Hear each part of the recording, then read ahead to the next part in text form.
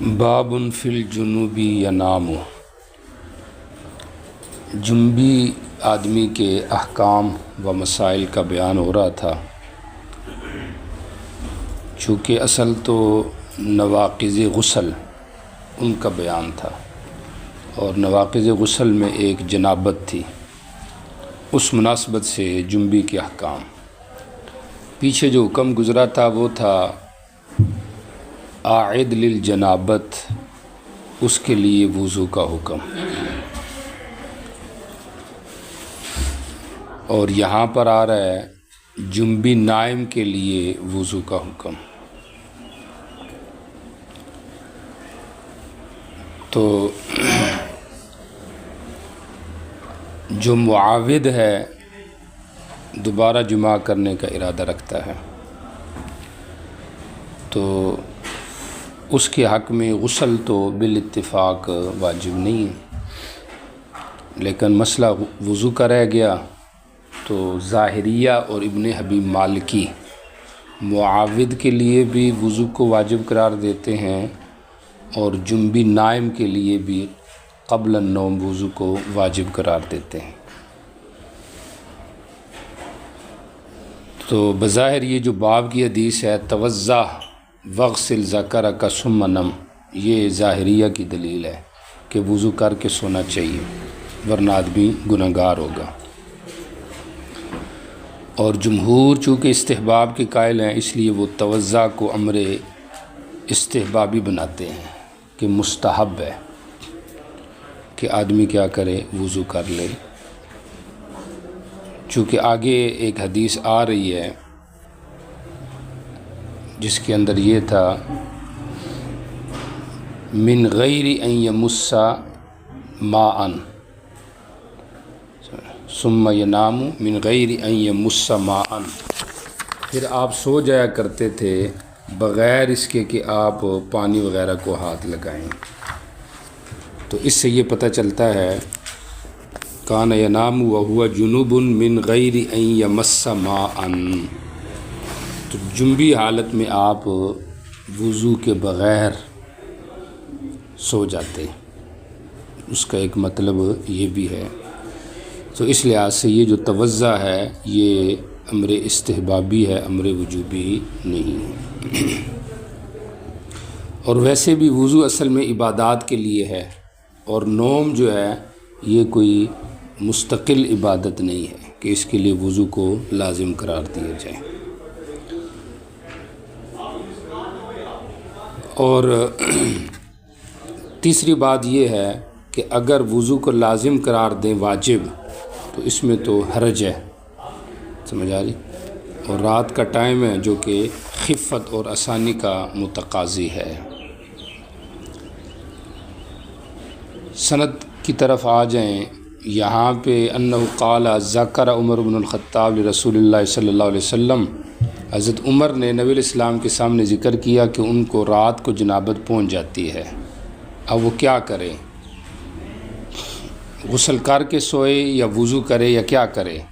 فقال له رسول اللہ، نبی علیہ السلام نے حضرت عمر سے فرمایا توضا، تو وضو کر، وغسل ذکرک، اپنی شرمگاہ دھو لے، ثم نم، پھر سو جا، مطلب وضو کر کے سویا کرو۔ تو یہ امر استحبابی ہے، اور اس کے اوپر ایک اور دلیل بھی ہے، ابو داؤد شریف کی روایت ہے جس کے اندر یہ ہے کہ تین بندوں کے فرشتے قریب نہیں جاتے، ایک بندہ وہ ہے جو ان میں سے جنبی ہے، الا ان یتوضا، ہاں اگر وہ وضو کرے۔ تو یہ ترغیب پر مشتمل چیز ہے، اور ترغیبات جو ہے وہ استحباب پہ مبنی ہوتی ہیں۔ نبی علیہ السلام نے حضرت عمر سے فرمایا، یہاں پر تو یہ ہے کہ سائل حضرت عمر ہیں اور حاجت مند بھی حضرت عمر ہیں، آپ نے ان سے یہ کہا ہے کہ آپ وضو کرو، لیکن موطا وغیرہ کی جو روایت ہے اس سے یہ سمجھ میں آتا ہے کہ سائل جو ہیں وہ خود ابن عمر ہیں، عمر نہیں، ان کے بیٹے ابن عمر تھے، تو آپ نے ان سے کہا کہ توضا وغسل ذکرک۔ ابو داؤد کی روایت میں جس طرح ضمائر ہیں یا سند ہے اس کے مطابق تو سائل حاجت مند حضرت عمر ہی بنتے ہیں۔ تو دوسری روایت کو دیکھا جائے تو اس میں ابن عمر بنتے ہیں، تو یا تو تعدد واقعہ پہ اس کا عمل کیا جائے، یہ بھی ممکن ہے، دونوں کے ساتھ یہ معاملہ پیش آیا ہو، اور دوسری توجیہ اس کی یہ کی گئی ہے کہ حضرت عمر نے ابن عمر کے لیے پوچھا تھا اپنے بیٹے کے لیے، تو نبی علیہ السلام نے حضرت عمر سے کہا توضع، یعنی قل لابنہ توضع، اپنے بیٹے سے یہ کہہ دو کہ تو وضو کر، واغسل ذکرک ثم نم، تو اس لحاظ سے کیا ہو جائے گی، تطبیق ہو جائے گی۔ یہاں پہ بزل میں بلکہ اس میں در المنضود میں حضرت شیخ زکریا رحمہ اللہ کے والے سے لکھا ہوا ہے کہ بزل میں پہلے انہو جو ہے نا فقال لہو، ہو ضمیر لوٹائی گئی تھی حضرت عمر کی طرف جیسے کہ یہاں پر ہے، لیکن زرقانی کے حوالے سے جب حضرت شیخ زکریا نے اس کو دیکھا کہ وہاں پہ ضمیر ابن عمر کی طرف جا رہی ہے، تو انہوں نے پھر حضرت سہارنپوری کے مشورے سے ضمیر کو بدل دیا، مرجع کو، تو ابن عمر کی طرف لوٹا دی، بہرحال دونوں طرف جا سکتی ہے۔ توضع واغسل ذکرک، یہ واو مطلق جمع کے لیے ہے، کیونکہ آپ کو پتہ ہے کہ وضو کے بعد غسل ذکر تو نہیں ہے نا، وضو سے پہلے، اور یہ خود ایک قرینہ ہو سکتا ہے اس بات کا کہ یہاں پہ وضو استحبابی مراد ہے، کیوں؟ اس لیے کہ توضع کے بعد غسل ذکر تو بجوز اس کے نہیں کہ پہلے وضو سے مراد صرف وضو لغوی ہو کہ ہاتھ دھو لو، اس کے بعد شرمگاہ دھو لو، پھر سو جاؤ، سمجھ آ رہی؟ تو یہ خود ایک جملہ جو ہے یہ قرینہ ہے کہ وضو لغوی مراد ہے۔ جی چلے آگے چلیں۔ جی باب الجنوب یأکل، جنبی کے لیے قبل الغسل یا وضو عقل کا جو مسئلہ ہے یہاں پہ اس کو ذکر کیا جا رہا ہے، سمجھ آ رہی؟ یہ تو اتفاقی بات ہے کہ غسل واجب نہیں ہے، جنبی عاقل کے لیے غسل واجب نہیں ہے للعقل، لیکن وضو اس کا کیا حکم ہے؟ تو وضو جو ہے یہ مستحب ہے، وضو کر لے، سمجھ آ رہی؟ اور اگر وضو نہ بھی کرے صرف ہاتھ دھوئے تو یہ بھی جائز ہے، عقل سے پہلے صرف ہاتھ دھو لے، یہ بھی کیا ہے؟ جائز ہے۔ باب الجنوب یأکل، اس میں ظاہریہ بھی جمہور کے ساتھ ہیں کہ قبل العقل جو ہے یعنی حالت جنابت میں کھانا بغیر وضو کے یہ جائز ہے، وضو کرنا واجب نہیں ہے۔ اس بات ترجمہ جو ہے نا وہ بالمعنی ہے، چونکہ آگے اسی کے متعلق احادیث آ رہی ہیں، آپ ذرا سندوں کو دیکھیں۔ پہلی روایت میں حضرت عائشہ کی روایت ہے، اس کے اندر عقل للجنوب کا ذکر نہیں ہے بلکہ نوم للجنوب کا ذکر ہے، تو اس بات ترجمہ تو نہ ہوا، لیکن اگلی روایت اس کے ساتھ جوڑیں گے چونکہ دونوں مل کر ایک ہی روایت ہے، تو اس کے اندر عقل کا بھی ذکر ہے، تو لہٰذا دونوں روایتیں باب کے ساتھ متعلق ہو گئی ہیں۔ ٹھیک ہو گیا؟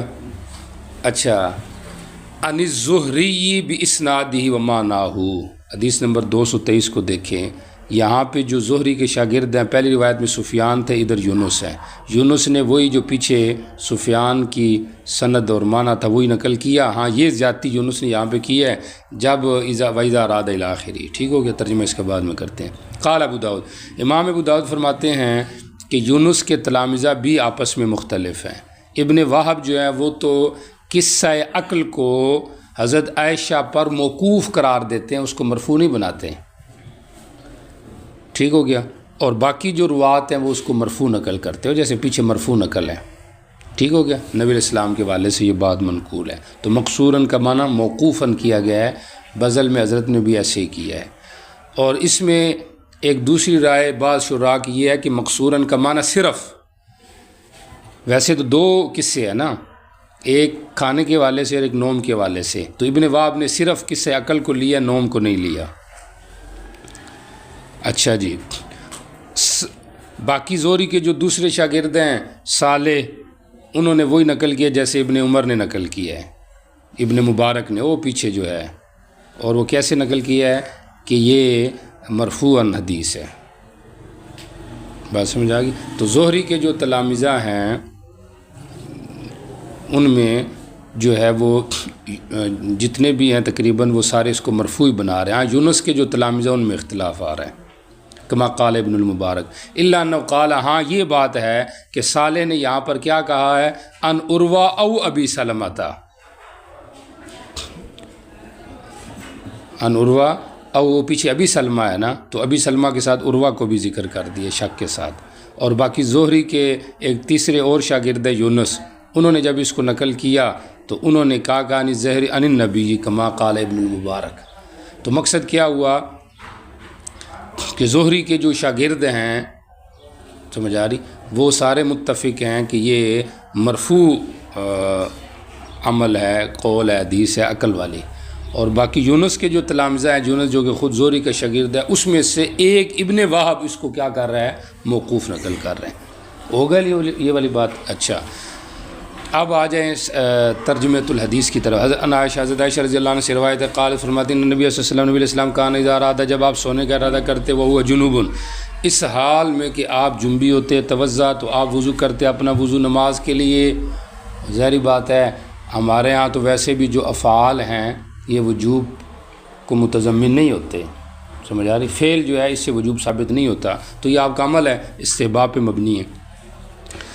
اچھا جی اگلی جو روایت ہے اس کے اندر یہ روایت زیادتی کی ہے یونس نے وحیدہ ارادہ یا کل، جب آپ کھانے کا ارادہ کرتے وہ جنوبی سال میں کہ آپ جنبی ہوتے غسل یدیہ، تو آپ اپنے ہاتھ کیا کر لیتے، دھو لیتے. سمجھ آ رہی. تو یہاں پر دھو لینے کا ذکر ہے، توجہ کریں. آگے آ رہا ہے کہ آپ بعض روایتوں میں آتا ہے توضا مطلق آتا ہے کہ آپ وضو کرتے، تو وضو کا اگر مطلق معنی مراد لیں تو کامل وضو ہو جائے گا. سمجھ آ رہی. تو آپ تطبیق کیسے دیں گے، ادھر غسل یدیہ ادھر مطلق وضو پورا وضو ہے، تو جواب آسان ہے، کبھی آپ ہاتھ دھوتے اور کبھی آپ کیا کرتے پورا وضو کر لیتے. تو یہ مختلف ازمنہ و احوال پر کیا ہے، مشتمل ہے. جی چل باب من قال الجنوب یتوضا. مصنف کا عمومی جو نہج یا روش ہے وہ یہ ہوتی ہے کہ راجح مذہب کو شروع میں ذکر کرتے ہیں اس کے دلائل، اور جو مرجوح مذہب ہوتا ہے اس کے دلائل اور وہ احادیث مؤخر ذکر کرتے ہیں. تو اگرچہ جنبی کے حوالے سے وضو کرنے کا ذکر پیچھے آ گیا تھا، لیکن وہ جمہور کی تائید میں تھا کہ یہ وضو استحبابی یا وجوبی نہیں. لیکن چونکہ کچھ لوگ اس کے وجوب کے بھی قائل ہیں تو مصنف یہاں پہ باب کا عنوان قائم کر کے ان کی دلیل ذکر کر رہے ہیں کہ وہ بھی جنبی کے حق میں جو وجوب وضو کے قائل ہیں اس کی دلیل یہ روایت ہے. بات سمجھ آ رہی. اچھا یہ بظاہر 2-3 باب ایک جیسے ہیں، شروع میں الجنوبی ینام، پھر الجنوبی یاکل، اور اب اس کے اندر دونوں کو اکٹھا کر دیا جس کے اندر جنوب ینام اور جنوب یاکل دونوں کا اکٹھے کیا آ گیا، ذکر آ گیا. جی تو یہ بہرحال تکرار نہیں ہے، میں نے دفعہ کر دیا تکرار کہ یہ ان لوگوں کی جو دلیل ہے مصنف اس کو ذکر کر رہے ہیں کہ ان کی دلیل کا مدار جو ہے نا وہ یہ احادیث ہیں. جی چلیں. جی جب آپ ارادہ کرتے کہ کھائیں یا سوئیں تو توضا آپ وضو کرتے. یہ تانی حضرت عائشہ یہ مراد لے رہی ہیں، یہ اسود کی بات ہے تانی کا، وہ جنوبن کہ جنبی حالت میں آپ کھا بھی لیا کرتے تھے بلکہ وضو کر کے آپ کیا کرتے تھے، کھایا کرتے تھے اور سویا کرتے تھے. جی ٹھیک ہو گیا. جی جنبی کے لیے رخصت دی جب وہ کھائے یا پیے یا سوئے، یا توضا کہ وہ کیا کرے، وضو کرے. بات سمجھ آ رہی. جی چلے آگے چلے. جی ٹھیک ہو گیا. قال ابو داؤد بھی سمجھیں، اور بات یہ تقریباً پیچھے ہو چکی ہے. میں نے بتایا نا کہ یہ تکرار نہیں ہے، یہ ان لوگوں کی دلیل ہے، اور اس لیے یہاں پہ قال ابو داؤد اس کے اوپر دلالت کر رہا ہے. اور وہ کیا ہے، قال علی، بلکہ مصنف کہتے ہیں علی بن طالب وغیرہ جو صحابہ تھے وہ بھی یہ کہتے تھے جب وہ کھائے تو وضو کرے. سمجھ آ رہی. تو یا تو وہ وجوب وضو کے قائل ہوں گے، سمجھ آ رہی، تو جمہور اس کے قائل نہیں ہے، سمجھ آ رہی. اور یا اگر وہ استحبابی کے قائل تھے تو پھر یہ گویا کہ جمہور کی مصنف جو ہے وہ تائید کر رہے ہیں کہ دیکھو یہ حضرات بھی کہتے ہیں کہ کھانے سے پہلے وضو کر لینا چاہیے، مطلب یہ مستحب ہے. اچھا جی رخص للجنوب، یہ خود کرینہ ہے اس بات کا کہ یہ وضو جو ہے وہ استحبابی واجبی نہیں ہے، کیونکہ اگر واجبی ہو تو پھر تو یہ رخصت نہ ہوئی. سمجھ آ رہی؟ رخصت کا ثبوت ہی تب ہوگا کہ یہ وضو کون سا ہو، وضو لغوی، اور لغوی مراد یعنی صرف ہاتھ دھونے اور شرمگاہ وغیرہ دھونا۔ جی چلیں آگے چلیں۔ باب فی الجنوب یؤخر الغسل، جنبی آدمی اگر غسل کو مؤخر کرے، سمجھ آ رہی، تو اس کا کیا حکم ہے؟ بات سمجھ آ رہی؟ پیچھے تو جنبی کے وضو کے حوالے سے مسائل تھے نا، کہ جنبی آدمی سونے سے قبل وضو کرے، سمجھ آ رہی، یا کھانے سے پہلے کیا کرے، وضو کرے، سمجھ آ رہی۔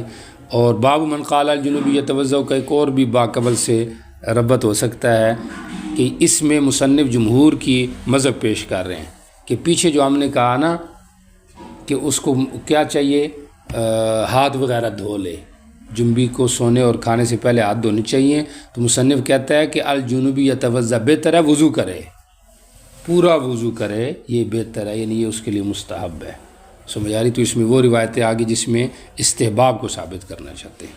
اب تاخیر غسل للجنوب جو ہے یہ جائز ہے، لیکن اس صورت میں جب کہ نماز فوت نہ ہو۔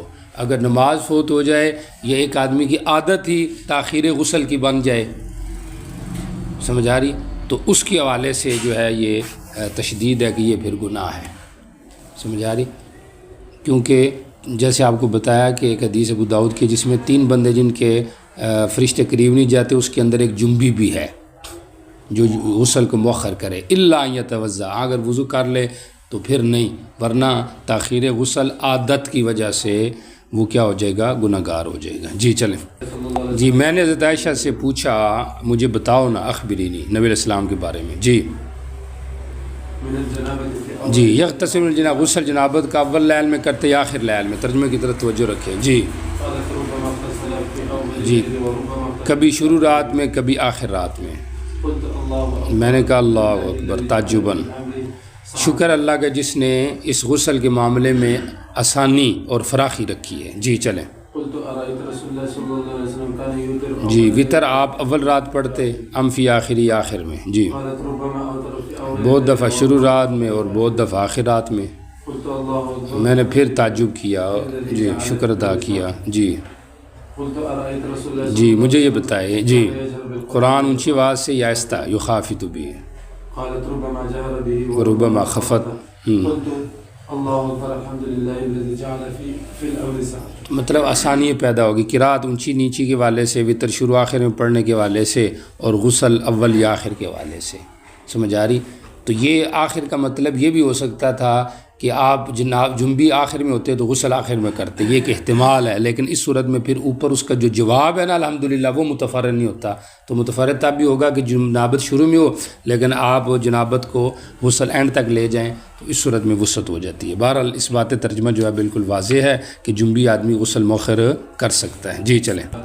جی یہ مصنف روایت لائے ہیں کہ تعارض کو دور کرنے کے لیے کہ بھئی دیکھیں پیچھے ہے تاخیر غسل جائز ہے، ادھر آ گیا کہ فرشتے نہیں داخل ہوتے اس گھر میں جس میں صورت ہو اور کتا ہو اور جنبی ہو، تو ادھر ہے کہ جائز ہے، ادھر یہ ہے کہ فرشتے نہیں آتے، سمجھ آ رہی۔ تو متعارض احادیث سے ذکر کرتے ہیں مصنفین تاکہ تطبیق پیدا ہو جائے، تو تطبیق آپ کو بتا دی ہے کہ عادی جو جنبی ہے تاخیر غسل والا یہ اس کے ساتھ متعلق ہے جس کی نماز فوت ہو جائے، یا سمجھ آ رہی، تو یہ اس کے ساتھ متعلق ہے کہ وہاں پر فرشتے داخل نہیں ہوتے، ورنہ جو ہے تاخیر غسل صبح تک یہ کیا ہے، جائز ہے، سمجھ آ رہی۔ باقی فرشتوں سے کون سے فرشتے مراد ہیں؟ یہ رحمت والے فرشتے مراد ہیں، کرامن کاتبین اور حفاظت والے تو ہر وقت بندے کے ساتھ ہی ہوتے ہیں۔ صورت سے مراد خواہ وہ منقش صورت ہو، جو بھی ہو، منقش ہو یا وہ کیا کہتے ہیں اس کو، نقش کی گئی ہو کسی کے اوپر یعنی پرنٹ شدہ ہو، یا ہاتھ سے بنائی گئی ہو، پردے پر ہو یا سائے والی، جو بھی ساری صورتیں اس کے اندر داخل ہیں۔ کتا جو ہے یہ کون سا کتا مراد ہے، اس میں 2 رائے ہیں۔ امام نووی کی رائے یہ ہے کہ یہ مطلقاً کتا مراد ہے، سمجھ آ رہی، چاہے وہ معزون الاتخاذ کی نہ ہو۔ جمہور کی رائے یہ ہے کہ نہیں، جس کو رکھنے کی اجازت دی گئی ہے جیسے کھیتی کا کتا ہو گیا، حفاظت کا کتا ہو گیا، تو وہ مراد نہیں ہے، شوقی کتے یہاں پہ مراد ہیں۔ اور جنوب ان کا بھی ذکر آ گیا کہ جو عادی جنبی ہے نماز فوت کرنے والا، تو ایسے جنبی آدمی کے گھر میں بھی فرشتے داخل نہیں ہوتے۔ جی توجہ کریں، یہ روایت سمجھنے والی ہے، اس کو بعض لوگوں نے ضعیف قرار دیا، جیسے مصنف قرار دے رہے ہیں، سمجھ آ رہی ہے؟ اور پہلے اس حدیث کا آپ ترجمہ دیکھ لیں تاکہ آپ کو مطلب سمجھ آئے۔ نبی علیہ السلام سو جایا کرتے تھے جنبی حالت میں، لیکن آپ بغیر اس کے کہ آپ پانی چھوئیں، ٹھیک ہو گیا۔ امام ابو داؤد کہتے ہیں یزید ابن ہارون سے حسن نے یہ سنا ہے، وہ کہا کرتے تھے کہ یہ حدیث وہم ہے، یعنی یہ ابو اسحاق کی جو حدیث ہے یہ وہم ہے، اس میں اس کو وہم لگا ہے۔ اب یہاں پہ وہم کیا ہے، توجہ کریں، امتحان میں بھی آ سکتا ہے، اس کو آپ نے سمجھنا ہے، سمجھ آ رہی؟ پہلے آپ یہ سمجھیں کہ امام ترمذی نے بھی اس کو یہ قرار دیا کہ اس میں وہم ہے، ابو اسحاق کو غلطی لگی ہے، لیکن امام بہقی سے متفق نہیں ہے، وہ کہتے ہیں کہ اس میں ابو اسحاق کو وہم نہیں لگا، سمجھ آ رہی؟ اور صاحب بزل وغیرہ کی رائے یہ ہے کہ یہ جو وہم ابو اسحاق کی طرف نسبت کی گئی ہے، یہ شراح کا اپنی طرف سے پیدا کرتا ہے، فی نفس اس میں کوئی وہم والی بات ہی نہیں ہے۔ عبارت اصل حدیث کے الفاظ کی اس طرح ہیں، سمجھ آ رہی؟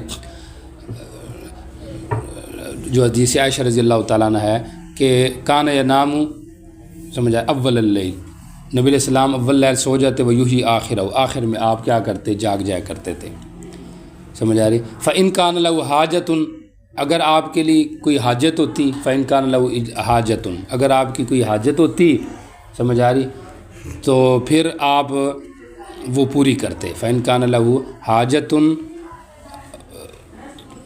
فتوضا من غیر یمس ثمان، اگر آپ کی کوئی حاجت ہوتی تو آپ بلکہ فإن کان لہ حاجۃ، اگر آپ کی کوئی حاجت ہوتی تو فناما، اس کے بعد آپ سو جاتے، من غیر یمس ثمان، بغیر اس کے کہ آپ پانی چھوئیں، وإن کان جنوبا، اگر آپ جنبی ہوتی تو وضو کر لیتے۔ اردو میں ترجمہ سمجھیں، شروع رات میں آپ جاگتے، سو جاتے، صبح آپ اٹھتے، اگر آپ کی کوئی حاجت ہوتی، فإن کان لہ حاجۃ، سمجھ آ رہی، تو نام من غیر یمس ثمان، آپ سو جاتے بغیر پانی کو ہاتھ لگائے، اور اگر آپ جنبی ہوتے تو وضو کرتے۔ شران یہاں پہ یہ تعارض پیدا کرنے کی کوشش کی ہے، اور پھر ابو اسحاق عوام قرار دیا ہے کہ حاجت سے مراد، سمجھ آ رہی، بظاہر یہ ہے کہ حاجت سے مراد وتی ہے الی اہلی، سمجھ آ رہی، تو اگر آپ کو یعنی آپ وتی کرتے تو پھر کیا کرتے، سو جاتے، من غیر یمس ثمان، تو غسل کے بغیر آپ سو جاتے، سمجھ آ رہی، من غیر یمس ثمان، بغیر غسل کے، بغیر وضو کے سو جاتے۔ توجہ کریں، اگر حاجت ہوتی بیوی کی طرف تو بغیر اس کے کہ پانی چھوئیں کا مطلب کیا ہو گیا، وضو بھی نہ کرتے، غسل بھی نہ کرتے، سو جاتے۔ اب ادھر تو یہ سمجھ میں آ رہا ہے کہ آپ وضو نہیں کرتے، لیکن اگلے جملے میں کیا آ رہا ہے، وَإِن كَانَ جُنُوبًا فتوضا، اگر جنبی ہوتے تو وضو کرتے۔ پہلا ٹکڑا یہ بتا رہا ہے وضو بھی نہیں کرتے، دوسرا ٹکڑا بتا رہا ہے کہ آپ وضو کرتے۔ یہاں پہ وہی بات ہے کہ آپ سو جاتے جنبی حالت میں بغیر پانی کو ٹچ کیے، سمجھ آ رہی، حالانکہ آگے کیا آ رہا ہے، اگر جنبی ہوتے تو آپ وضو کرتے، تو دیکھو ایک ہی ٹکڑے کے اندر تعارض آ رہا ہے، اس لیے یہ ابو اسحاق کو وام لگا ہے، سمجھ آ رہی، ابو اسحاق کو یہ وام لگا ہے کہ اس نے یہ کہہ دیا، جی پہلے کہہ دیا کہ آپ جو ہے نا وہ بالکل ہی پانی کو ہاتھ نہیں لگاتے تھے، جنبی حالت میں سو جاتے، وضو بھی نہیں کرتے تھے، یہ وام ہے، بلکہ آپ وضو کر کے سوتے تھے، سمجھ آ رہی۔ اچھا یہ بات ہوگی، لیکن اس کا جواب وہی آپ کو بتایا گیا جیسے بیکی وغیرہ نے کہا ہے کہ یہ تعارض بنا کے وام کی طرف نسبت، وام کی نسبت ابو اسحاق کی طرف ٹھیک نہیں ہے، کیونکہ من غیر یمس ثمان کا مطلب غسل کی نفی ہے، آپ حاجت پوری کرتے، حاجت سے مراد اگر وتی ہے تو من غیر یمس ثمان کا مطلب آپ غسل نہیں کرتے، اور اگر حاجت سے مراد قضاء حاجت ہو، یہ بھی ہو سکتا ہے نا، تو اگر قضاء حاجت مراد لے لو تو تب تو من غیر یمس ثمان اپنی جگہ پہ ٹھیک ہے، قضاء حاجت ہوتی تو آپ وضو نہیں کرتے، اور اگر جنبی ہوتے تو آپ وضو کر لیتے۔ تو مقصد یہ ہے کہ حاجت دو معنی سے خالی نہیں ہے، حاجت الہی مراد ہو تو من غیر یمس ثمان میں نفی غسل کی ہے، اور اگر حاجت الہ قضاء حاجت انسانیہ ہو تو پھر میں غیر یمس ثمان حقیقت پر ہے، وضو کی بھی نفی ہے، اور آگے جو اس بات ہے وہ جنبی آدمی کے لیے، اس لیے دونوں ٹکڑوں میں کوئی تعارض نہیں، اور ابو اسحاق کی طرف وام کی نسبت کرنا ٹھیک نہیں ہے۔ بات سمجھ آ رہی کہ نہیں آ رہی؟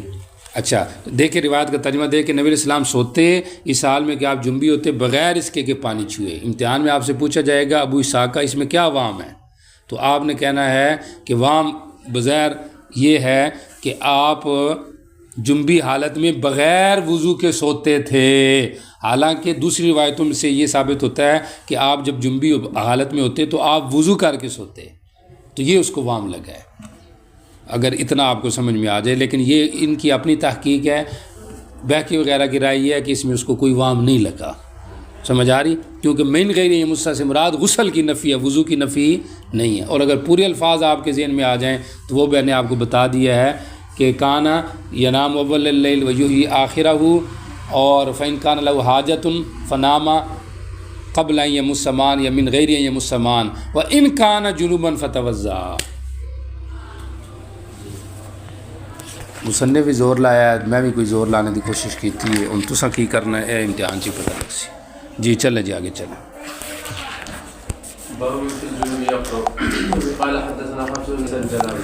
جنبی آدمی قرأت قرآن کر سکتا ہے کہ نہیں کر سکتا؟ اس حوالے سے یہاں پہ اس بات ترجمہ ہے کہ جنبی آدمی قرأت نہیں کر سکتا، سمجھ آ رہی؟ نبی علیہ السلام کا آگے ذکر آ رہا ہے کہ آپ جنابت کے علاوہ ہر حالت میں قرآن پڑھتے اور پڑھایا کرتے تھے، ٹھیک ہو گیا؟ چونکہ جنبی کے احکام چل رہے تھے تو اسی مناسبت سے یہاں پہ ذکر ہے۔ فقہا کیا کہتے ہیں؟ شوافی کہتے ہیں ایک لفظ پڑھنا بھی حرام ہے، کوئی جائز نہیں، ٹھیک ہو گیا؟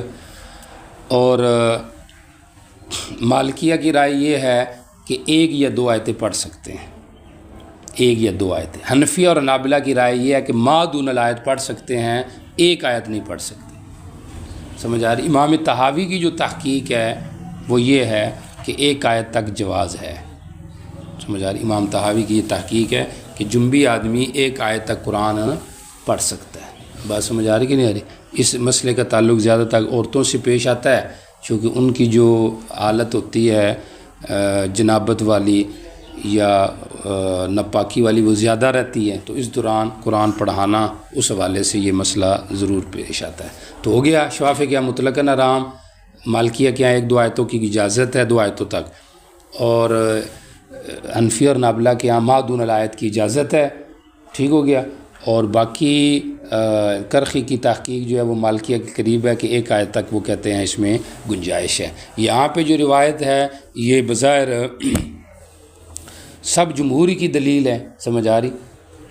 خاص طور پہ جو جمہور ہے مالکیہ کے علاوہ کہ آپ قرآن نہیں پڑھ، چونکہ ما دون الآیت جو ہے وہ قرآن کے اندر نہیں آتی ہے، قرآن تب لفظ بنے گا جب وہ پورا جملہ پڑھا جائے گا۔ اب الحمدللہ رب العالمین قرآن ہے، لیکن ایک آدمی کہتا ہے الحمدللہ، تو الحمدللہ تو مطلق اذکار میں آ جائے گا، سمجھا؟ رب العالمین بھی رب العالمین ہوا رب العالمین، تو یہ بھی ذکر میں آ جائے گا، تو ما دون الآیت ذکر کے اندر آ کے وہ جائز ہو جائے گا۔ اور اس پہ اتفاق ہے کہ ہر قسم کے اذکار جائز ہیں، جنابت میں بھی حیض میں بھی۔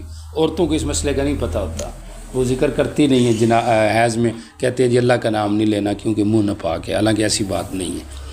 اچھا جی اب آ جائیں سند کی طرح۔ ان عبداللہ ابن سالمہ، ٹھیک ہو گیا؟ قال دخلت علی علی، میں حضرت علی پہ داخل ہوا۔ یہ روایت اس کو بعض لوگوں نے ضعیف بھی بتایا، خیال رکھیں، چونکہ اس کے اندر جو راوی عبداللہ ابن سالمہ اس کے اوپر جرح ہے۔ دخلت علی علی، میں حضرت علی کے اوپر داخل ہوا، میں اور دو آدمی تھے، ایک آدمی ہم میں سے تھا، ایک آدمی بنو اسد میں سے تھا۔ احسبو، سمجھ آ رہی؟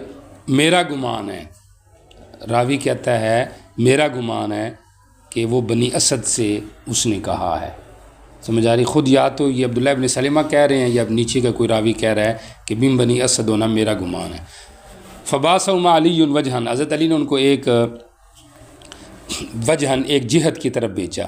وقال، اور کہا انکم علجان، علج کہتے ہیں قوی بہادر کو، تم مضبوط لگ رہے ہو، نوجوان لگ رہے ہو۔ علی جان دینکما، اپنے دین کے بارے میں دفاع کرو اور مضبوطی کرو، یعنی یہ جو قوت ہے دین پہ لگاؤ، سمجھ آ رہی؟ ثم قام، پھر کھڑے ہوئے، فدخل المخرجہ، بیت الخلاء چلے گئے، ثم خرج، پھر نکلے، فدا بماء، پانی منگوایا، فخذ منہ حفنہ، اس سے ایک حفنہ لیا، فتمسح بہا، اور اس کے ذریعے سے انہوں نے کیا کیا؟ ایک چلو سے کیا ہوگا؟ ہاتھ دھوئے ہوں گے نا، اور کیا کیا ہوگا، سمجھ آ رہی؟ اس کے ذریعے سے وضو کیا یا غسل کیا، سمجھ آ رہی؟ ثم جعل، پھر قرآن پڑھنے لگے۔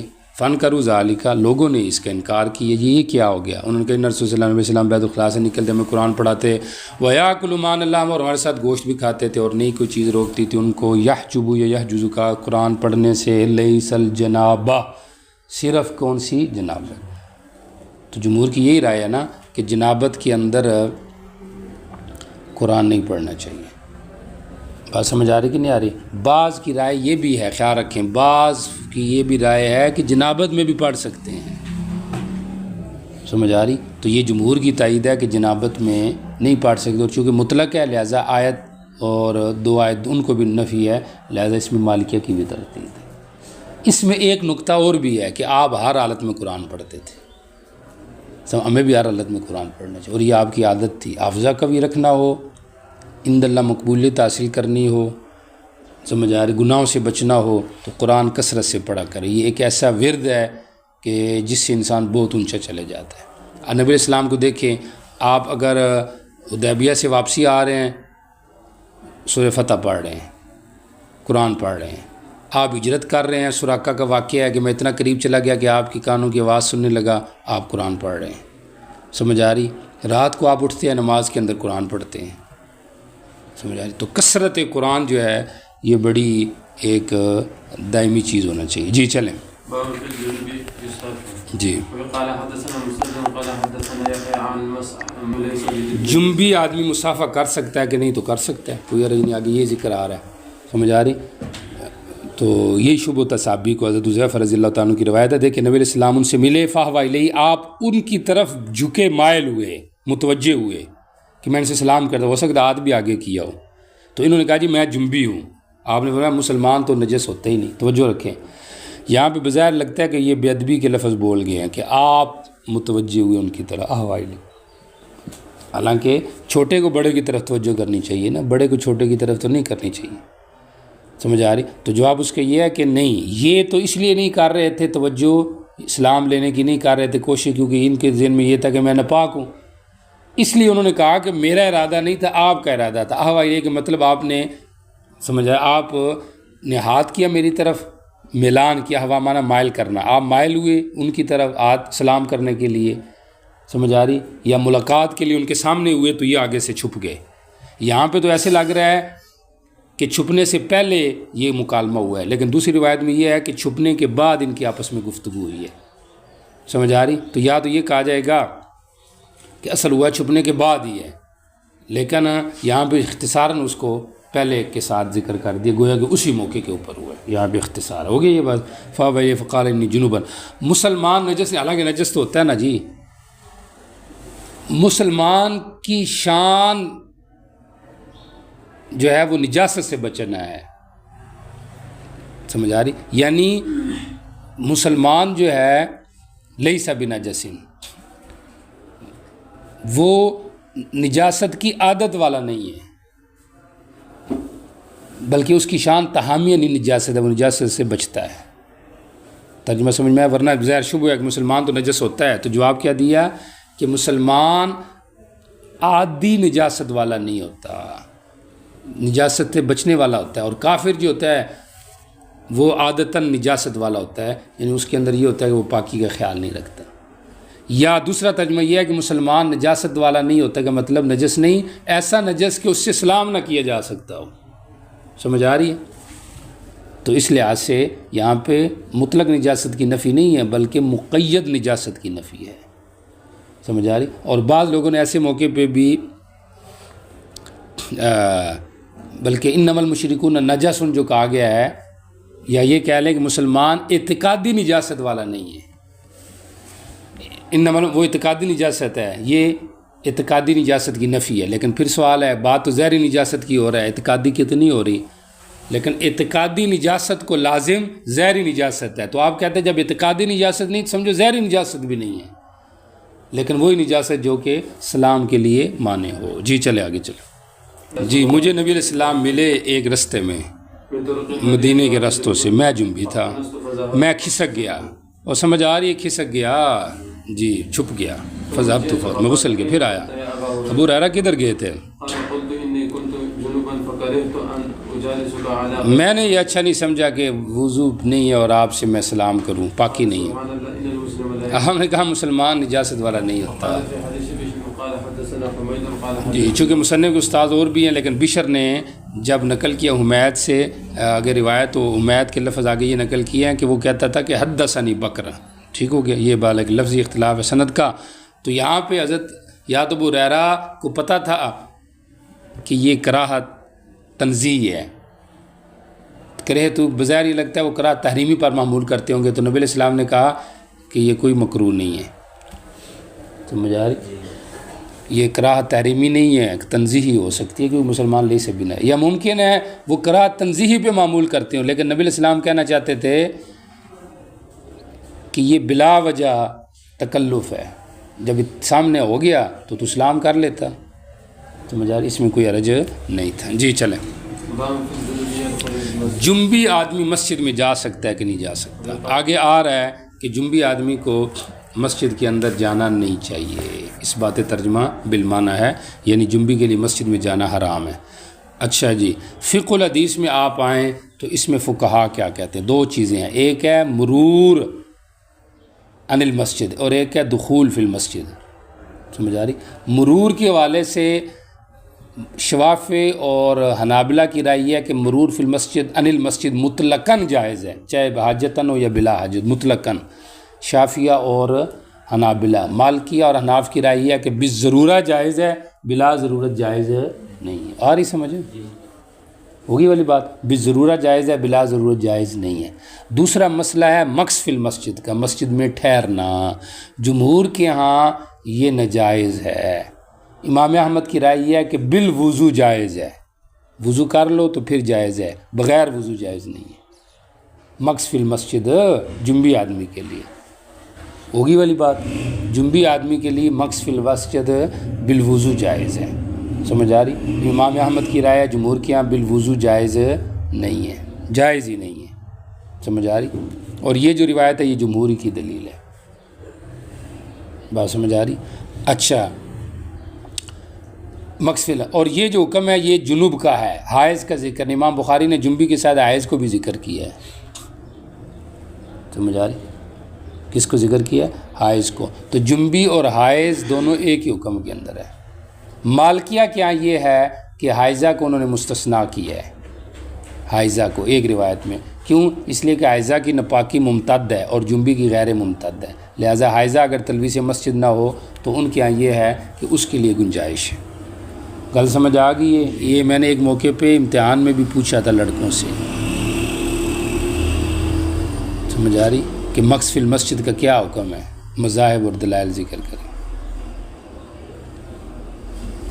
سمجھ آ رہی؟ تو ایڈا نہیں بالکل آرام نہ بہنا کہ بھی لو جی کام چلتا پیا تو چلتا رہے، نرا ہے نا سمجھے. استاد تے بوجھ ہے، تھوڑے تے بھی ڈھیر سارا بوجھ. جی چلے دیکھیے، دو مسئلے الگ الگ ذکر کیا. ایک ہے مرور عن المسجد کا، اس کی دلیل شوافی اور حنابلہ کی الا عابری سبیل ہے. استثناء آ گیا کہ مسافر کے لیے جائز ہے، مسجد سے گزرنے والے کے لیے جائز ہے.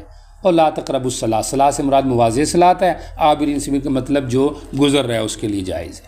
ہم کہتے ہیں کہ ایک تو حذف لازم آئے گا، لا تقربوا الصلاۃ سے مراد مواضع صلاۃ کرے تو معذوم ماننے کی کیا ضرورت ہے.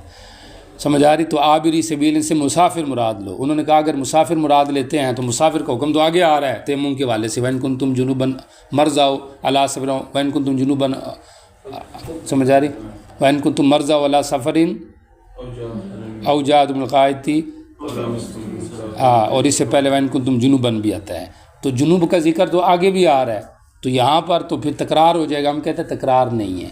وہاں پہ دوبارہ جنبی کا ذکر دفع عوام کے لیے کیا کہ جنبی کو یہ نہ ہو کہ یار میرے پاس تو چلو مثلاً ہے کہ جنبی کو یہ ہو، بلکہ مریض کے عوام کو دور کرنا ہے کہ مریض یہ سمجھے کہ میرے پاس تو پانی ہے، پھر میں کیسے تیمم کروں. سمجھ آ رہی؟ تو اس کے ساتھ ذکر کر دیا جنبی کو. سمجھ آ رہی کہ جنبی آدمی جو ہے دیکھو اس کے لیے بھی تو اجازت ہے نا تیمم کی.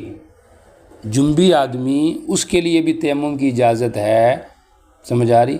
چاہے وہ بیمار جنبی بیمار ہو تب بھی غسل کرنے والا وضو کرنے والا بھی یا مطلقاً غسل کرنے والا ہو، لیکن وہ ہو کیا کہتے ہیں اس کو فاقد ماء ہو، تو اس کے لیے تیمم کی اجازت ہے۔ تو وام کس کا دور کرنا تھا؟ مریض کا، کہ اس کے ذہن میں یہ ہو کہ میرے پاس پانی ہے تو پھر میں کیسے تیمم کروں، تو کہا وام نہ کرو، آپ کے ساتھ جنبی بھی شریک ہے۔ سمجھ آ رہی کہ دیکھو جنبی آدمی جس کو پانی نہیں مل رہا ہے وہ صحیح ہے، سمجھ آ رہی؟ اب وہ تلاش کرے کہیں نہ کہیں تو مل جائے گا، لیکن پھر بھی کہا زیادہ تلاش نہ کرو، وقت کے اندر مل جائے تو ٹھیک ہے تیمم کرو، تو جب اس کے لیے اجازت ہے تیرے لیے بھی اجازت ہے۔ تو اس طرح تخفیف پیدا کرنے کے لیے اس کا تکرار ہے۔ آگے بات سمجھ، دلائل آگے ذہن میں، مذاہب بھی ذہن میں آگے۔ اب دیکھیے ترجمہ، جی چڑھے جی پڑھے۔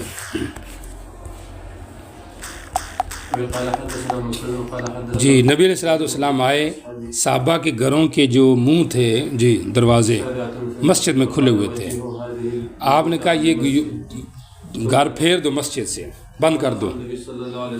آپ آئے، قوم نے کچھ بھی نہیں کیا ہوا تھا، اس امید سے کہ ان میں کوئی رخصت آ جائے گی۔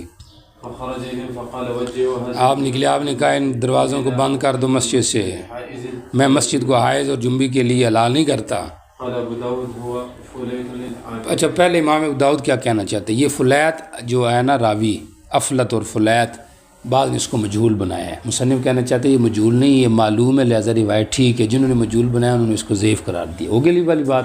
اچھا اب آ جائیں حدیث کی وضاحت کی طرف۔ وضاحت یہ ہے کہ پہلے سب کی کھڑکیاں مسجد کی طرف کھلی ہوئی تھی، ٹھیک ہو گیا، آپ نے کہا یہ بند کرو، صحابہ نے کہا رخصت ہو جائے، کہ آسانی ہے نا، مسجد میں جاؤ آ جاؤ، اور ویسے بھی مسجد کا قرب بھی بہتر ہے۔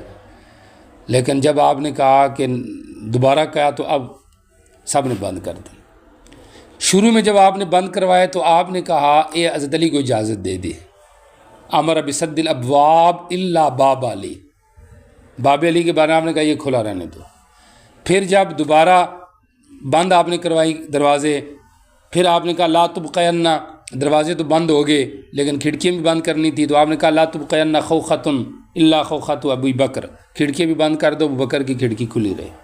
آج بھی وہ جو دروازہ ہے تو سمجھا معتمر و راجی وہاں سے داخل ہو کے روضہ رسول پہ سلام پیش کرتا ہے، تو ادھر جو ہے جو باب ہے تو وہ وہی باب ہے تقریباً جہاں حضرت ابوبکر رضی اللہ تعالیٰ عنہ کا مکان تھا، تو اس دروازے سے بندہ اندر داخل ہوتا ہے۔ اللہ موفقنا لزیارتی۔ بہرحال جو حضرت علی کے حوالے سے دروازے کھولنے کی اجازت ہے، ابن حجر کہتے ہیں کہ یہ متعدد روایات سے ثابت ہے اور یہ صحیح ہے۔ بعض لوگوں نے کہا تھا کہ نہیں وہ شیعوں کی پیدا کردہ روایت ہے، تو ابن حجر کہتے ہیں نہیں وہ بھی ٹھیک ہے، یہ بھی ٹھیک ہے، تو ان دونوں کے لیے اجازت تھی، باقیوں کے لیے آپ نے کیا کر دیا؟ منع کر دیا۔ یہاں پر تو ہے نا لا یحل المسجد اپنے بارے میں مطلق ہے، اور وہ ایک جگہ پہ وہاں دوسرے پہ آتا ہے کہ لا لعلی الا لعلی منی ولعلی، کہ صرف اجازت میرے لیے ہے اور حضرت علی کے لیے، اوروں کے لیے اجازت نہیں۔ جی چلیں۔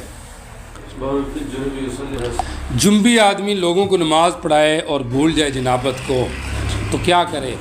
وہ اس کی نماز جو پہلے اس نے پڑھی ہے ٹھیک، قوم نے جو اس کی نماز پڑھی ہے سمجھ آ رہی، وہ ٹھیک، سمجھ آ رہی، تو اس کے والے سے یہاں پہ بات آ رہی۔ پہلے سمجھے اس بات ترجمہ یہاں پہ بالمان آگے آ رہا ہے کہ آپ کو پتہ نہیں چلا کہ میں جنبی ہوں، مسجد میں آ گئے، نماز پڑھانے لگے، یاد آیا واپس چلے گئے، جا کے غسل کیا، پھر آ کے نماز پڑھائی، ٹھیک ہو گیا۔ فقہا کے والے سے سمجھے کیا؟ جمہور یہ کہتے ہیں کہ امام کی نماز کا فساد مقتدی کی نماز کے فساد کو متضمن نہیں، ہمارے یہاں متضمن ہے، چونکہ ہمارے یہاں امام ضامن ہے، سمجھ آ رہی، تو ان کے یہاں متضمن نہیں، اور ان کی دلیل یہ روایت بنتی ہے بھئی مانا کہ نبی علیہ الصلوۃ والسلام نے ان کو نماز شروع کروا دی، انہوں نے بھی تکبیر کہہ دی، اب آپ نے اشارہ کیا اب ادھر رکو میں آ رہا ہوں، آپ چلے گئے، آگے آپ آئے تو قوم نے آگے سے ہی نماز چلائی، بنا سابقہ نماز پڑھی ہوئی ہے، تو مطلب امام ضامن نہیں ہے مقتدیوں کی نماز کا، اس لیے تو ان کا پہلا حصہ ہو گیا، اس لیے انہوں نے نماز کو آگے چلایا، ہوگی والی بات، یہ ان کی دلیل ہے۔ لیکن ہم یہ کہتے ہیں کہ یہ دلیل بنانا یہ اس بات پہ متضمن ہے کہ نبی علیہ السلام نے نماز شروع کروا دی ہو، حالانکہ یہ کوئی تحقیقی بات نہیں ہے، بلکہ اس میں بعض میں یہ آتا ہے قبل ان یکبرا، سمجھ آ رہی؟ بعض میں اراد ان یکبرا، بعض میں کبرا بھی ہے کہ آپ نے تکبیر کہہ دی تھی، سمجھ آ رہی؟ تو جب یہ متعدد محتمل الفاظ ہیں تو ان سے دلیل نہیں ہے۔ اور نمبر دو، پھر اب یہ جو ان کا آپس میں تعارض ہے احادیث کا، تو اس کو اس طرح دفع کیا گیا ہے، یا تو تعدد واقعہ پر محمول ہے، جیسے حضرت بزل نے بھی ذکر کیا ہے کہ اس کو تعدد واقعہ بناؤ تو بہتر ہے، ورنہ تطبیق دینا بڑا مشکل ہو جائے گا، سمجھ آ رہی؟ کیونکہ ایک میں آتے قبل ان یکبرا، ایک میں ہے کہ کبرا اور لوگوں نے بھی تکبیر کہہ لی تھی، سمجھ آ رہی؟ یہ ساری باتیں اپنی جگہ پر ہیں، سمجھ آ رہی؟ یہ تعدد واقعہ پر معمول ہے۔ امام محمد نے اس سے ایک استدلال کیا متع امام محمد میں، بنا سمجھ آ رہی الا ما سبق من الصلاۃ کے اوپر۔ یاد ہے ہمارے ہاں بنا والی جو مسئلہ ہے، استیناف ہمارے ہاں افضل ہے لیکن بنا بھی جائز ہے، یاد ہے آپ کو کہ کوئی نہیں، پیچھے گزر چکا ہے، سمجھ آ رہی؟ محدث آدمی اپنی نماز پہ اگر بنا کرے تو ہمارے ہاں جائز ہے، استیناف افضل ہے، لیکن اس صورت میں جب کیا کہتے ہیں اس کو خطاً یہ اس کی وہ حدث ہو، آ رہی بات سمجھ؟ عمدن ہو تو پھر بھی اتفاق استیناف ہے، اس سے کہ دیکھو نبی علیہ الصلوۃ والسلام کس میں تھے؟ حالت حدث میں تھے، آپ آئے اور آگے سے ہی آپ نے نماز شروع کروائی، تو بنا جائز ہے۔ انہوں نے ایک مرسل روایت پیش کی، اس سے استدلال کیا، لیکن حضرت علامہ عبدالحی لکھنوی نے اس کے اوپر کئی اعتراض کیے ہیں۔ ایک اعتراض یہ کیا ہے کہ بنا اس صورت والا مسئلہ ہوتا ہے جب نماز کے اندر حدث لائق ہو، یہ تو نماز سے پہلے والی بات ہے، حدث پہلے سے تھا۔ نمبر دو میں حدث صغرا ہے اور یہ تو حدث اکبر ہے، جنابت والا مسئلہ ہے، سمجھ آ رہی؟ یہ والی چیز ہو گئی، تو وہ کہتے ہیں کہ اس سے بنا والا مسئلہ ٹھیک نہیں ہوتا، لیکن حضرت بزل نے وہی بات ہے کہ کہا کہ اگر یہ تعدد واقعہ ہو جائے تو کیا بات ہے، ممکن ہے کہ وہ جو امام محمد نے واقعہ پیش کیا ہے، مرسل روایت پیش کی ہے، ممکن ہے سمجھ آ رہی وہ اور واقعہ ہو جو نماز کے دوران حدث والا ہو، اور اس سے پھر امام محمد نے آگے استنباط کی ہے، اور خود انہوں نے آخر میں کہا بھی ہے کہ اگر ایک روایت بنائی جائے تو پھر امام محمد کا استدلال ٹھیک نہیں، تو اس سے یہ سمجھ میں آ رہا ہے کہ اگر اس کو تعدد واقعہ بنایا جائے تو ان کا استدلال اپنی جگہ پہ ٹھیک ہے، سمجھ آ رہی ہے؟ جنجوہ صاحب کو بھی جگا دو اگر جاگ رہے ہو تو، جی چلے جی۔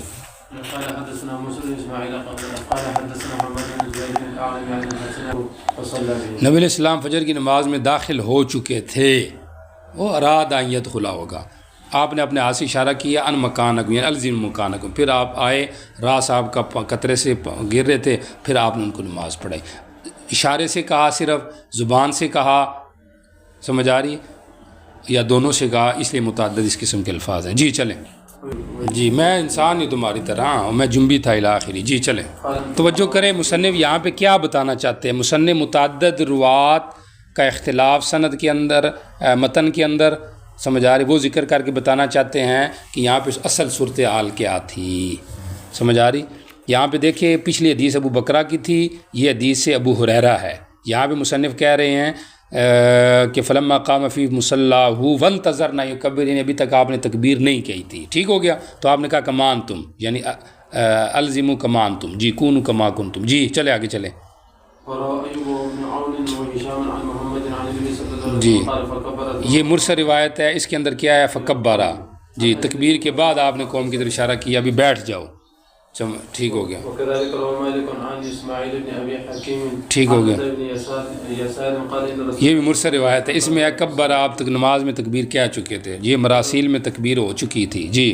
قال ابو داود كذلك حدثناه مسلم بن ابراهيم قال حدثنا عن النبي صلى الله عليه وسلم، یعنی مراسیل میں آ رہا تکبیر ہو چکی تھی، اور پیچھے جو مرسل متصل ابو ہریرہ کی مسند ہے اس کے اندر کیا ہے وانتظرنا یکبرا، ابھی تک تکبیر نہیں ہوئی تھی، جی چلیں۔ جی نماز کھڑی ہو گئی، لوگوں نے صف بنا لی، نبی علیہ السلام نکلے، قام فی مقام ہو، آپ کو یاد آ گیا کہ آپ نے غسل نہیں کیا، لم یغتسل، مکانکم الزم مکانکم، ٹھیک ہو، ینطف رأسہ یعنی یقطر رأسہ، جی غسل کر چکے تھے، ہم صفوں میں تھے،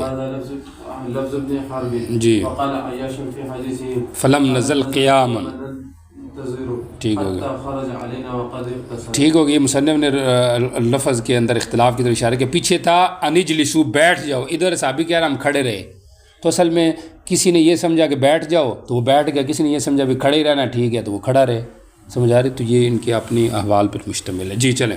باب فی الرجل یجد البلۃ فی منامہ. جی بلہ اور بلل کہتے ہیں تری کو.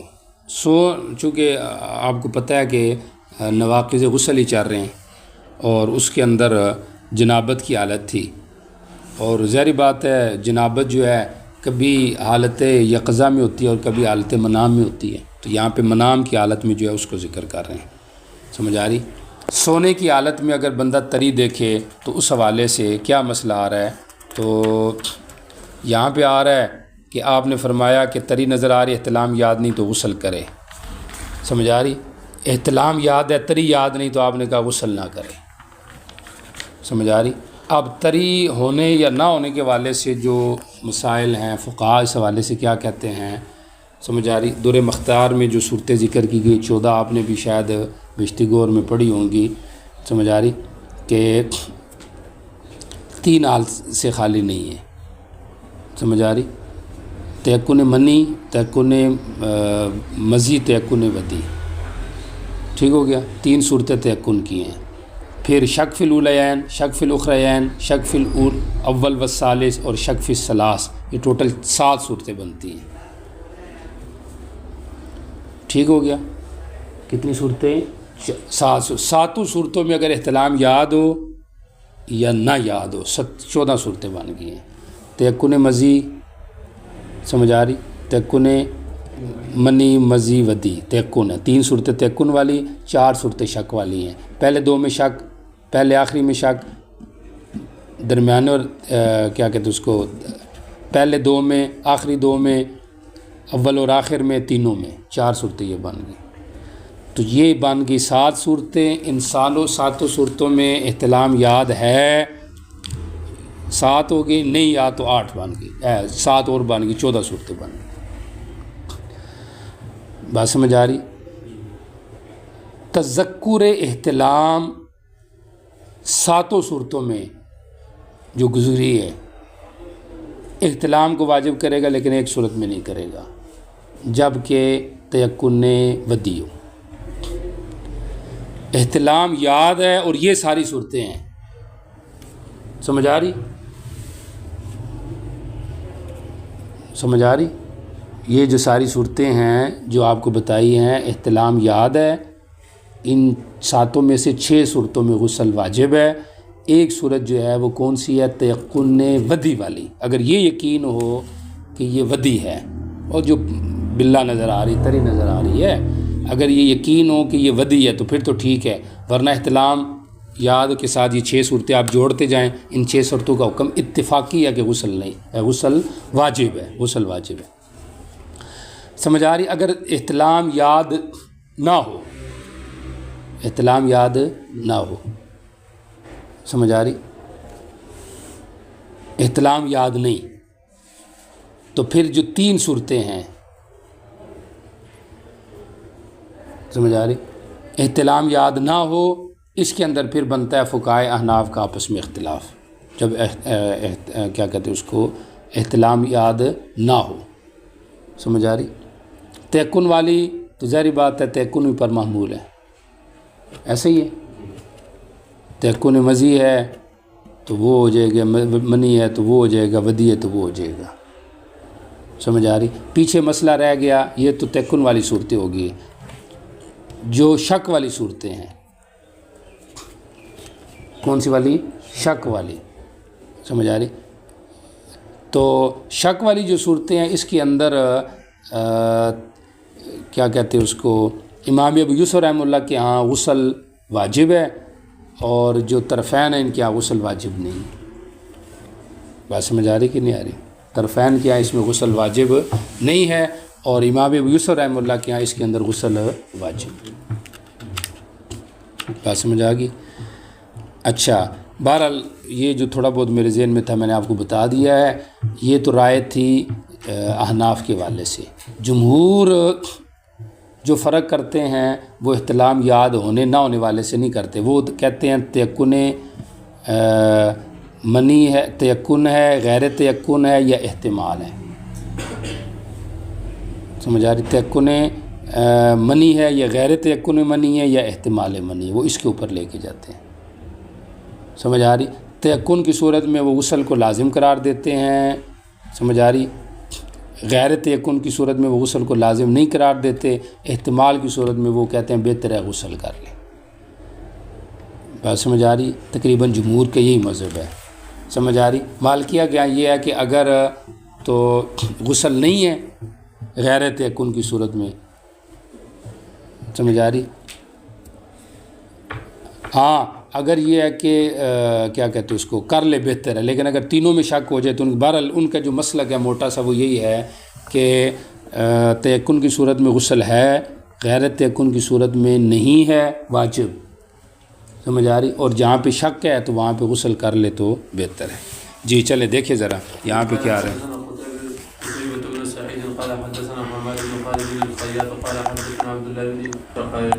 نبی علیہ السلام سے پوچھا گیا ایک آدمی ہے جو طریق کو محسوس کر رہا ہے لیکن احتلام یاد نہیں، ٹھیک ہو گیا، تو آپ نے کہا غسل کرے گا، ٹھیک ہو گیا، یہ بات ہوگی۔ اور اس آدمی کے بارے میں جو یہ سمجھتا ہے کہ احتلام ہوا ہے لیکن طری نہیں، تو آپ نے کہا اس کے اوپر وجوباً غسل نہیں ہے۔ ام سلیم کہتی ہے کہ عورت بھی یہ دیکھ لے تو آیا اس پہ بھی غسل ہے؟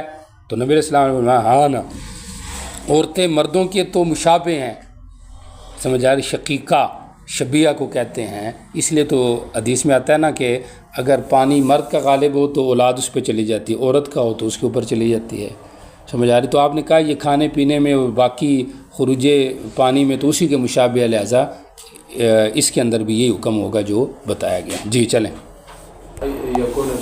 باب فی المرأۃ ترا، عورت وہ دیکھے جو مرد دیکھے، سمجھ آ رہی؟ تو احکام میں عورت مرد برابر ہیں، جو کہ وجوبی غسل کے حوالے سے ہیں یا استحبابی غسل کے حوالے سے ہیں، اس میں برابر ہیں، ٹھیک ہو گیا۔ یہاں پہ جو اصل سند کے حوالے سے آگے قال ابو داؤد بھی ہے، یہ بڑا اہم ہے، اس کو آپ نے سمجھنا ہے، بات چھوٹی سی ہے لیکن اہم ہے۔ یہ جو روایت ہے یہ مسند عائشہ سے ہے یا مسند ام سلمہ سے ہے، یہ اختلاف ہے، سمجھ آ رہی؟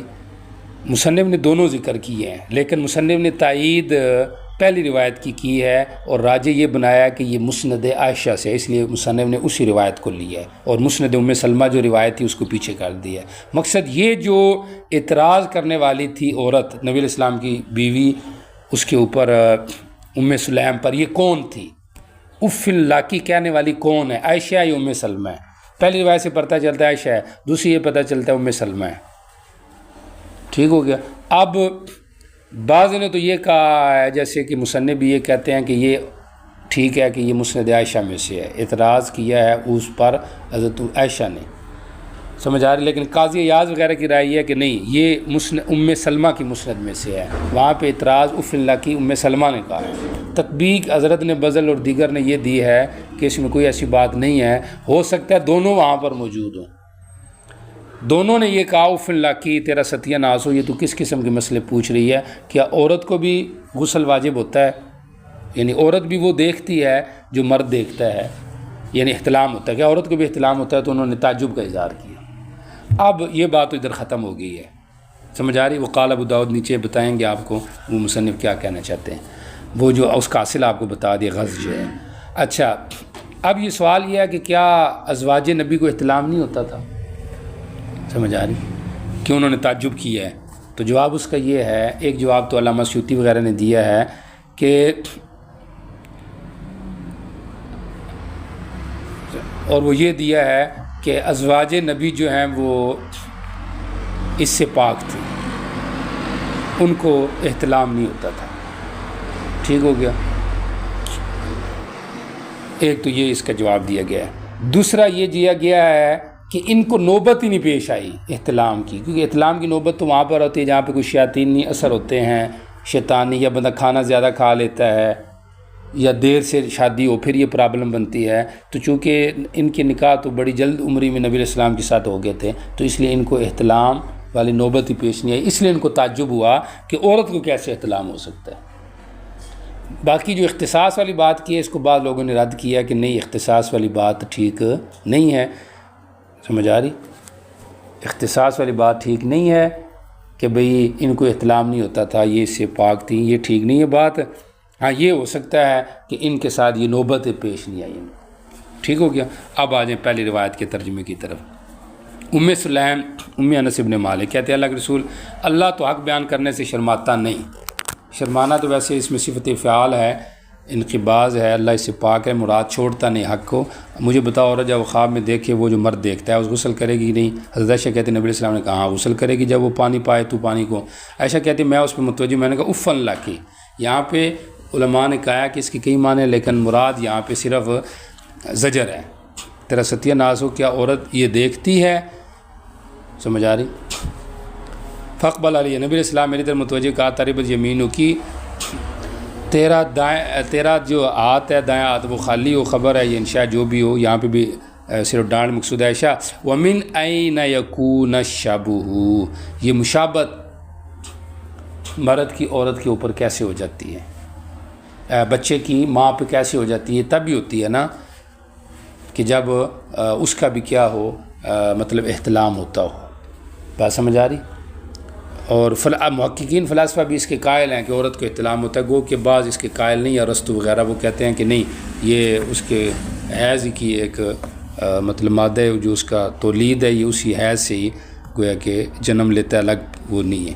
اچھا بہرحال تارب یکون یا عائشہ من این یکون الشبہ، قال ابو داؤد، امام ابو داؤد کہتے ہیں زبیدی وقیل یونس ابن اخی زہری ابن عبد الوزیر ان مالک ان زہری، سب ایسے ہی نقل کر رہے ہیں جیسے پیچھے نقل کی ہے کس نے؟ یونس نے۔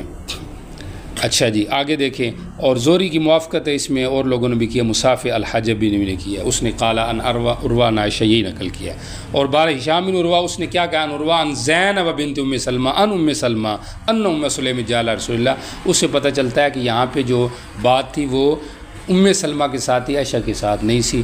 باقی ترجیح امام ابو داؤد کیا حضرت عائشہ کی روایت کو ہے، قاضی ایاز کے ام سلمہ کی روایت کو، اور تطبیق دی ہے جمہور نے کہ دونوں اس موقع پہ ہوں گی، دونوں نے یہ بات کی ہوگی، تو آپ نے اس موقع پہ تعدد واقعہ پہ بھی بعض نے عمل کیا ہے، ممکن ہے دونوں الگ الگ واقع ہوں، لیکن کہا یہ بعید بات ہے کہ ام سلمہ کو بات بھول گئی، پھر وہ آئی پوچھنے کے لیے۔